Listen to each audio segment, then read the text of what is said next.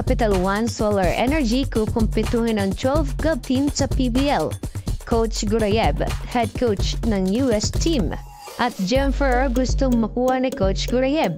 Isang maligayang araw sa lahat. Bago natin simula na huwag muna kalimutan mag-like, share, subscribe at pakihit na notification bell para maging update ka sa ating mga video. Kompleto na nga ang 12 teams na magbabanggaan this coming conference sa February. Inanunsyo na nga ng PVL na papasok ang Capital One Solar Energy na magpapasabog sa PVL. Maliban nga sa balitang ito ay magbabalik aksyon rin sa Pro League ang legendary coach na pinas na si Coach Gurayev. Marami nga natuwa rito dahil sa wakas muling magbabalik ang veteran coach as head coach ng bagong team sa PVL. Marami ngang nakakilala na kay Coach Gurayev sa pagiging competitive coach nito. Naging parte na rin ito ng iba't ibang teams sa volleyball like NCAA, UAAP coach at ngayon ay muli nagbabalik as head coach sa PVL. Hindi na nga kataka-taka kung ang mga napili nitong players ay palaban rin dahil kaya nga nitong baguhin ang laro ng kanyang mga players. Maliban nga rito ay nagkaroon ng tryouts para sa mga players na gustong maisama sa kanyang kupunan. Matunog rito ang pangalan nila Manabana na Jurel Singh, Heather Ginoo at ang setter ng CMFT na si Jim Ferrer. Kung ito ay matutuloy sa kupunan ng Solar Energy ay muli nga magsasama ang setter na si Jim Ferrer at ang dati ritong coach na si Gurayev. Maliban dito, mas alam nga ni Ferrer ang system ni Coach Gurayev kaya't hindi na ito nahihirapang mag-adjust sa kanyang kupunan. Isa pa sa inaabangan ng lahat ang pagbabalik ni Jurel Singh sa volleyball.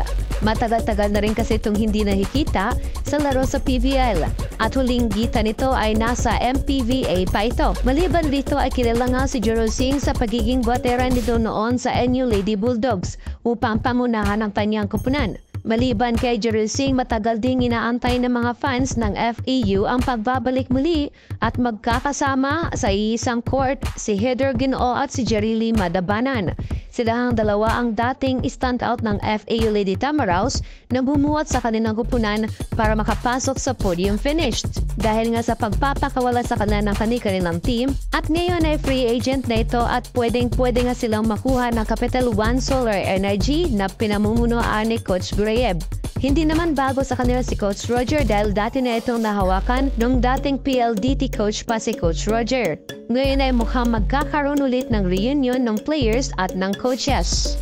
Although na mahihirapan nga silang habulin ng kalamangan ng ibang teams dahil mas experience na nga ang mga club teams ngayon sa PVL at hindi lang dito ay bumubuhos rin ng malaking pera ang ibang club teams para mas mapaganda pa ang kanilang kumpanya sa PVL. Sa ngayon ay mag-aantay na lang tayo ng resulta sa mga napiling players ng Solar Energy.